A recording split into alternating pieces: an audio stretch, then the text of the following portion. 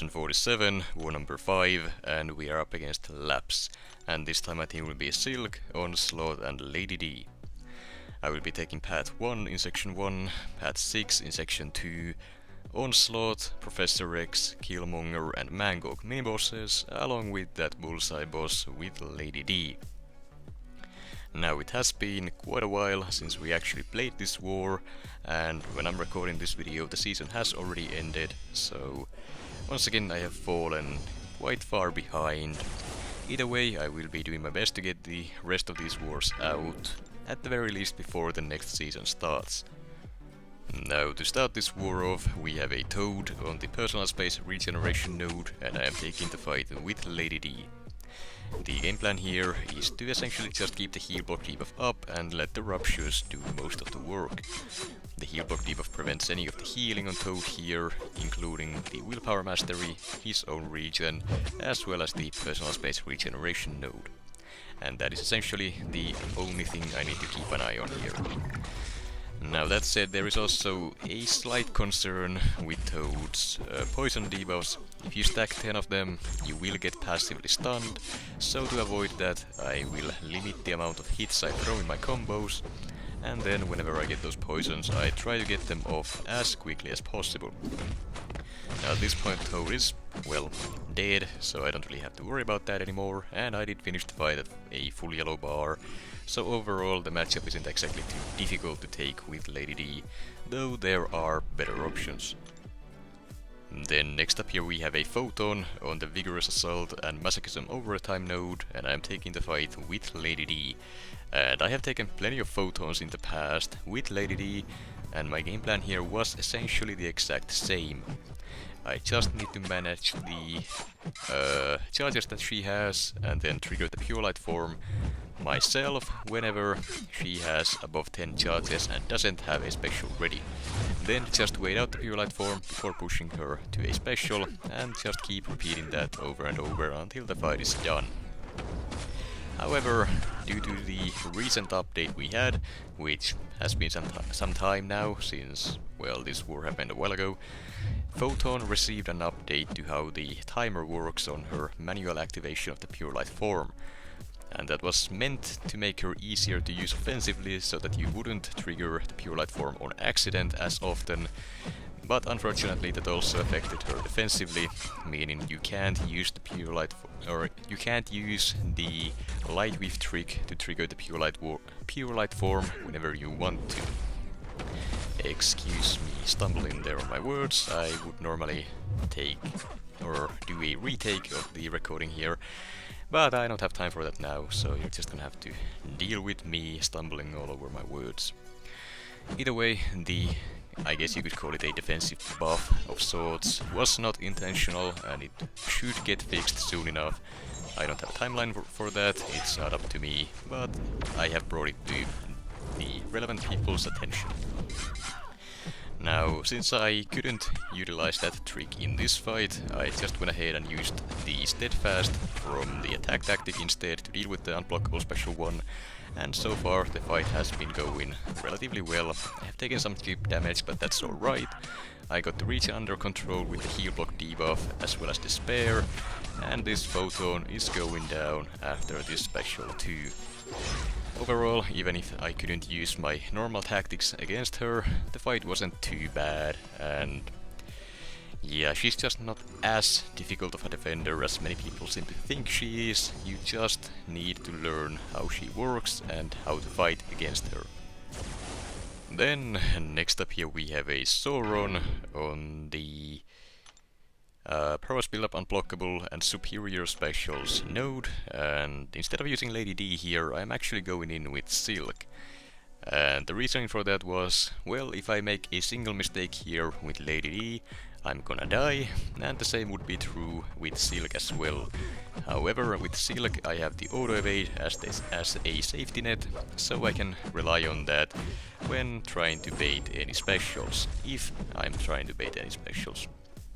Basically my game plan is to get to my special 3 as soon as possible, do the special 3 triple fury rotation that I have been using a lot this season, and just nuke this fight down without allowing him to throw a single special, and the plan goes all according to plan. The Sauron here is basically dead after the Special 3 anyways. I don't get anywhere near to my Special 2 again. Just a few basic hits and he falls over. And yeah, I'm a lot more comfortable using Silk instead of someone like Lady D in war. Simply due to that auto-evade safety net and her insane reach with the damage. Now here we have an Apocalypse on the passively special and prowess build up unblockable node, and I am doing the exact same thing here. Instead of Lady D, I just use Silk with an advanced power boost, rush to my Special 3, and then just throw it, do the Triple Fury rotation, and the APOC will fall down somewhere along the line. Now as usual, I won't be able to get the Special 2 off after this, since APOC is not tanky enough here to actually survive the rotation. But that's alright, I'm sure we'll get to see the full reach of this rotation at some point. Though now that I think about it, that's probably not something I wanna see anyways, since that would be very scary in a war situation at least. Either way, he is still standing at 50% after the Special 3, so I gotta go with the proper steps with the rotation. Medium, light, medium, medium, medium, light, light, medium, light, heavy.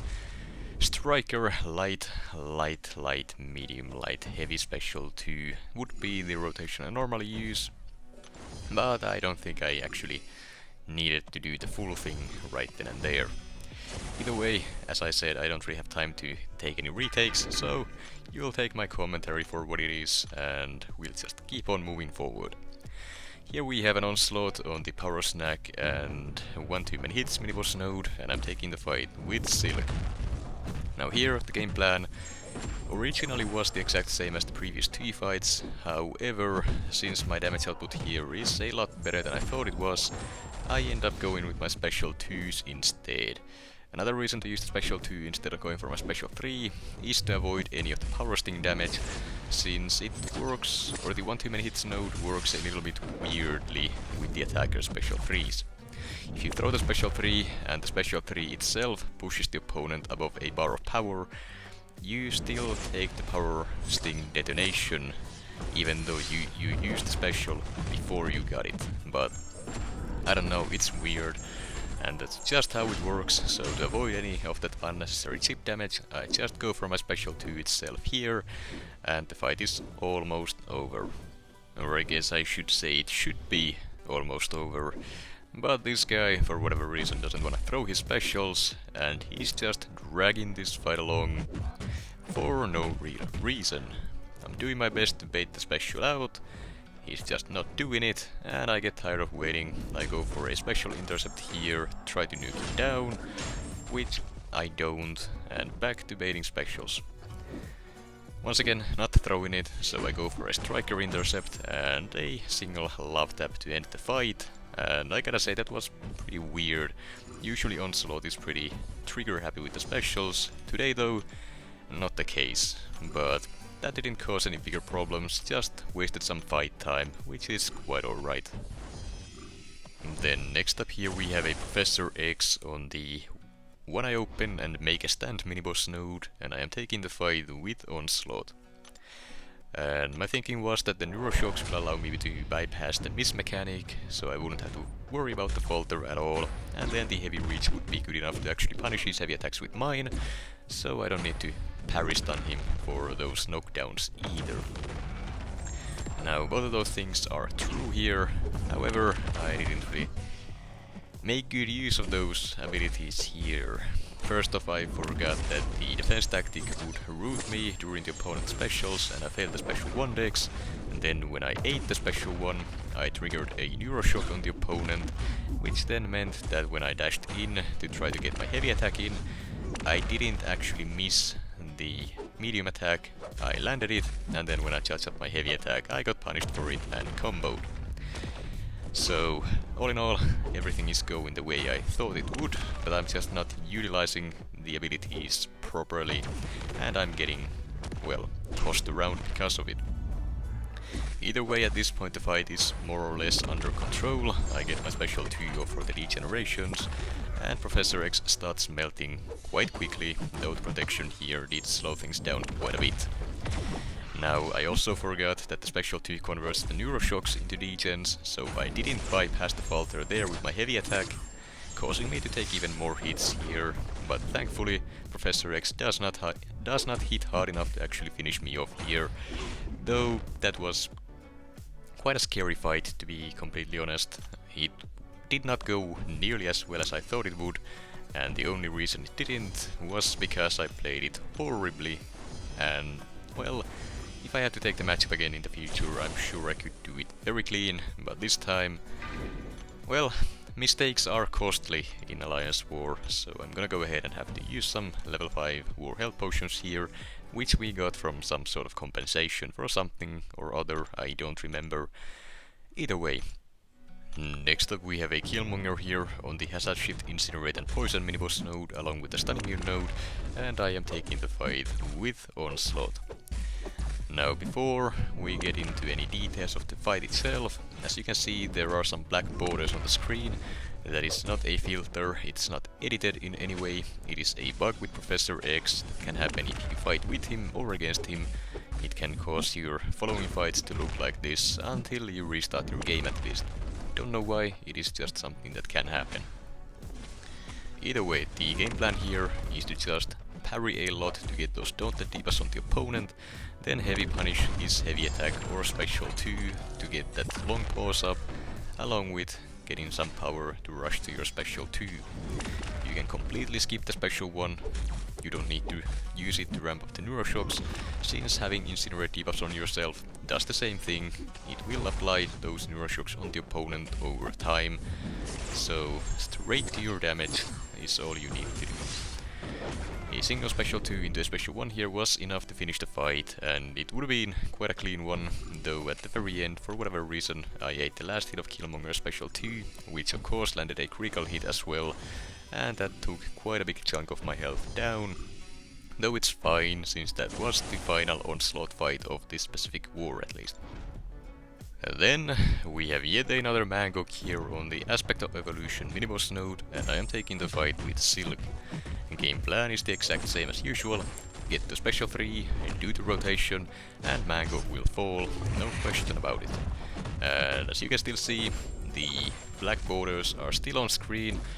I will be resetting my game before the actual boss fight to remove that effect for that, but you will just have to deal with it for this fight as well.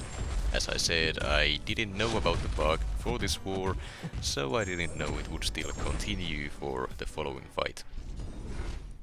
Now at this point I'm at my special 3, I throw it, and Mangog's fate is already sealed.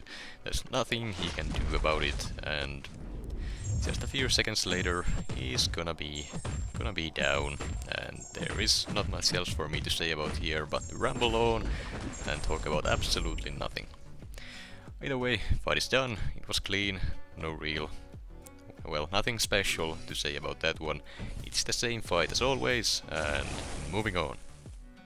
Then we have the final fight of this war, quite an interesting one as well, a Bullseye boss that I will be taking with Lady D. And for the purpose of this fight I did put on the recoil masteries to make sure I have a constant source of willpower regen, and just as a safety net in case, for whatever reason, I wasn't healing back more than I take from eating the special ones. Either way, this fight will be a long one, but I will be covering 3 different ways to counter Bullseye's auto-evade. Most of which will hopefully help all of you in fighting him in the future yourself. The first one we saw there, it is the double medium. Some champions' double medium attacks can actually bypass those auto-evade effects by triggering the auto-evade on the first hit and then landing the second hit before the evade counter attack actually lands, and that allows you to essentially just ignore it, as you can see here. Triggering Bullseye's evade unpauses the timer, allowing you to then just wait it out and then push him to his special 2s instead, which are a whole lot easier to full dex than the special 1 is. And now here is the second way to deal with it. If your champion has an unblockable special attack, you can trigger the auto-evade on purpose with a basic attack and immediately throw your special attack.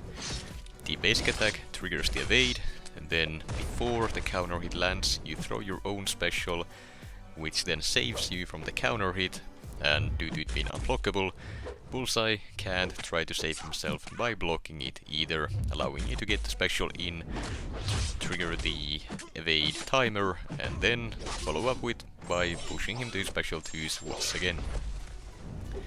Now at this point you can probably guess what the evade counter number 3 here is, and that would be the Striker. Essentially it works the exact same way as the unblockable special trick would, however you don't actually need to be unblockable for it.